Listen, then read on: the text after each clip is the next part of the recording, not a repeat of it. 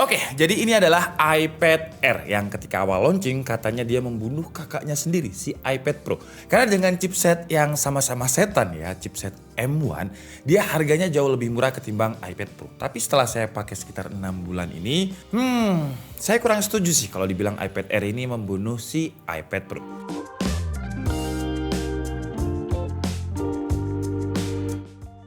Jadi kita di studio itu punya 3 iPad yang berbeda-beda. Ada iPad mini, ada iPad Pro 2020 generasi keempat, dan ada iPad Air. Dimana chipsetnya beda-beda juga. Jadi untuk iPad Air ini sama dengan chipsetnya iPhone 13 Pro Max, dia pakai Bionic A15. Sementara iPad Pro generasi keempat dia pakai A12Z. Dan iPad Air ini yang chipsetnya paling gede di studio kita. Dia pakai chipset M1, chipset yang juga dipakai di MacBook serta iMac. Tapi seperti yang saya bilang di awal, saya kurang setuju sih ya kalau dibilang iPad Air ini membunuh iPad Pro yang pakai M1, sama-sama M1-nya. Memang kalau secara chipset, secara performa, ya karena sama-sama pakai M1, performanya mirip-mirip. Seperti yang kalian lihat di tabel ini, chipset M1 itu kayak membunuh si A15 Bionic di iPad mini, dan juga iPad Pro generasi keempat yang pakai chipset A12Z. Apalagi kalau untuk performa multi-core-nya ya, kalau untuk single core-nya sih kita lihat di sini sih masih mirip-mirip ya dengan A15. Untuk editing dia juga udah lebih dari cukup. Kita ngedit 4K, scrubbing file 4K di iPad Air yang pakai M1 ini itu udah cukup. Render 4K pun juga udah kuat banget. Tapi masalahnya yang saya punya ini adalah versi yang 64GB. Jadi kalau saya install beberapa game, beberapa aplikasi yang gede, dia udah penuh. Tapi kenapa saya pilih yang 64GB? Karena untuk tim DKID di studio kita itu kita udah pakai iCloud yang 2TB. Jadi sharing. Dan karena keperluan app saya di iPad itu cuma aplikasi produktivitas, gak pernah sama sekali kita ngegame di iPad ini. Jadi menurut saya udah cukup. Terus kalau misalkan mau editing, karena kita editingnya itu video 4K, biasanya kalau kita ngedit di iPad kita juga pakai iXpand namanya. Jadi kayak semacam flash disk yang kita taruh di sini. Jadi ya lumayan lah untuk nambah-nambah storage. Lebih hemat aja sih ya menurut saya daripada harus beli iPad Air yang 256GB atau iPad Pro yang 2TB. Wah, itu harganya gila, mahal banget. Oh ya, ngomongin storage, si iPad Air ini storage-nya sayangnya cuma ada 2 pilihan ya, nggak kayak iPad Pro. Jadi pilihannya itu cuma 64GB dan 256GB. Sedangkan iPad Pro itu kan mulai dari 128GB sampai 2TB. Tadi di awal saya bilang saya nggak setuju kalau si iPad Air ini membunuh iPad Pro. Walaupun chipsetnya sama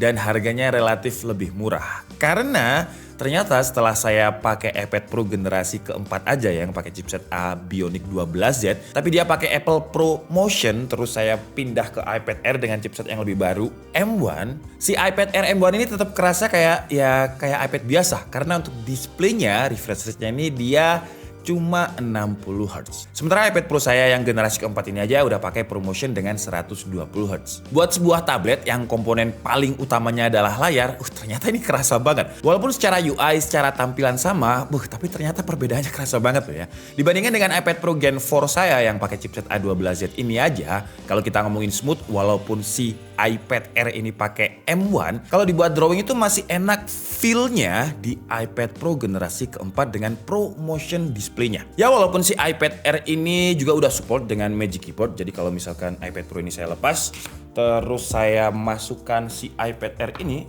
dia support. Langsung terkonek, terus pensilnya tinggal kita taruh di bagian atasnya, langsung connect semua.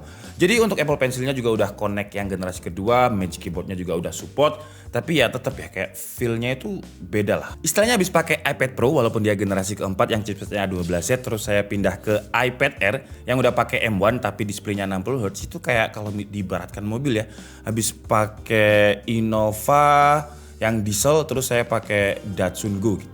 Kalau misalnya Lamborghini ke Innova agak jauh sih perbedaannya. Ya Innova ke Datsun Go lah, yang sisinya lebih kecil. Apalagi kalau misalkan kita suka ngegame di iPad, abis ngerasain iPad Pro ke iPad Air, itu bakalan kerasa banget bedanya. Terutama game yang butuh high refresh rates, kayak FPS, PUBG M dan teman-temannya itu butuh respon layar yang tinggi biar main gamenya nyaman. Kalau game yang nggak butuh kayak game yang ketika wifi kita error, jadi game dinosaurus yang di Chrome itu ya mana-mana aja. Enggak sih ya, enggak game gitu juga. Contohnya kayak game Genshin Impact. Genshin Impact Spek ini aman-aman aja sih ya, nggak pernah namanya drop FPS, dimakan banget sama chipset M1-nya. Apalagi kalau kalian sukanya main Mobile Legends, aman lah, nggak ada masalah. Untuk audionya juga udah stereo, walaupun kalau dibandingkan dengan iPad Pro ini kan pakai quad speaker ya, 4 speakernya. Tapi untuk stereo, 2 speakernya di iPad Air ini menurut saya udah cukup kalau misalkan kita main game ataupun meeting online, nonton film, terus kita nggak pakai earphone, udah lumayan kenceng. Kalau keperluannya iPad ini digunakan untuk meeting online dengan app-app meeting online yang udah support center stage, kita bisa memanfaatkan center stage-nya. Intinya fitur ini bisa bikin muka kita tetap on frame dan tetap terlihat bagus. Mau posisi layarnya horizontal yang bikin kameranya nggak di center, tapi muka kita itu masih tetap bisa di tengah. Masalah baterai selama saya pakai juga awet-awet aja sih. Saya buat edit video 4K, dia itu bisa tahan sekitar 6-8 jam lah. Dari sisi layar sebenarnya bukan hanya Apple ProMotion aja bedanya dari iPad Pro ke iPad Air, karena layarnya itu lebih terlihat iPad Air generasi keempat saya lah dibandingkan dengan iPad Air yang generasi kelima. Karena memang untuk brightness-nya di iPad Air ini dia masih 500 nits, sedangkan di iPad Pro udah 600 nits. Kalau untuk hasil kameranya ya cukup lah. Kamera depannya ini 12 megapiksel, belakangnya juga 12 megapiksel. Bedanya dengan iPad Pro, kalau iPad Pro itu ada ultra wide lens-nya, di iPad Air nggak ada. Ya kalau buat fotografi ya bukan segmentasinya sih ya. Siapa yang mau foto-foto pakai iPad ya, karena gede banget dan berat banget, nggak cocok lah. Cuman kalau kita gunakan untuk meeting online ya, untuk scan dokumen, videonya aja udah support 4K 30 fps loh ya. Jadi kalau untuk keperluan yang produktivitas tapi nggak mengedepankan banget fotografi ya masih cukup. Terus bedanya lagi selain displaynya, untuk iPad Air dan juga iPad Pro ini, di iPad Air itu cuma ada Touch ID di bagian pojok yang letaknya sama juga dengan iPad Pro. Tapi iPad Pro itu juga punya Face ID, sedangkan di iPad Air ya cuma Touch ID aja. Tapi kalau buat saya pribadi sih nggak ada Face ID-nya nggak masalah sih ya, karena Touch ID-nya menurut saya juga udah membantu. Selain itu perbedaan lain di iPad Pro ini dia ada LiDAR sensornya, sementara di iPad Air nggak ada. Cuman kalau untuk kebutuhan saya, tiap hari saya jarang banget untuk pakai LiDAR. Jadi ya itu adalah alasan saya kenapa saya tetap pakai iPad Pro generasi keempat dengan A12Z-nya, dan nggak saya upgrade ke iPad Pro yang pakai M1, tapi saya lebih memilih ke iPad Air yang M1 karena awalnya saya beranggapan wah ini on budget banget ya, sebuah iPad Air harga lebih murah pakai chipset M1, tapi ternyata ProMotion display-nya itu ngaruh banget. Jadi kesimpulannya kalau misalkan kalian udah punya iPad Pro terus mau pindah ke iPad Air ya harus berkompromi dengan displaynya. Tapi kalau misalkan belum pernah punya iPad Pro yang pakai Apple ProMotion display terus pengen nyobain M1-nya, ya iPad Air ini menurut saya pilihan yang tepat karena memang dia lebih murah, on budget banget. Karena kan kalau belum pernah nyobain iPad Pro berarti belum pernah nyobain ProMotion ya.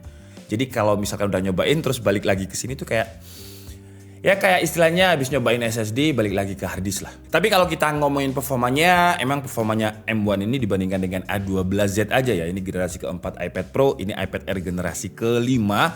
Wah itu perbedaannya kerasa banget signifikannya dan lebih efisien juga.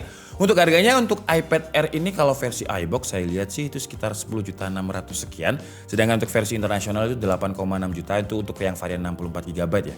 Yang menarik harga bekasnya itu sama kayak harga versi internasionalnya. Jadi sekitar 8 jutaan juga. Kalau kalian tanya mending pilih yang mana, itu preferensi masing-masing lah. Nanti semua link pembeliannya akan saya taruh di kolom deskripsi. Tapi yang lebih menarik lagi, untuk si iPad Pro generasi keempat ini harganya itu sekitar 9,8 juta. Ini 8 juta dapat M1, 9 juta dapat A12Z tapi dengan ProMotion display. Kalau misalkan kalian dikasih pilihan, kalian bakalan pilih iPad Pro generasi keempat atau iPad Air generasi kelima? Saya penasaran, jadi silahkan tulis di kolom komentar. Saya Dika Budi and see you on the next video. Bye-bye.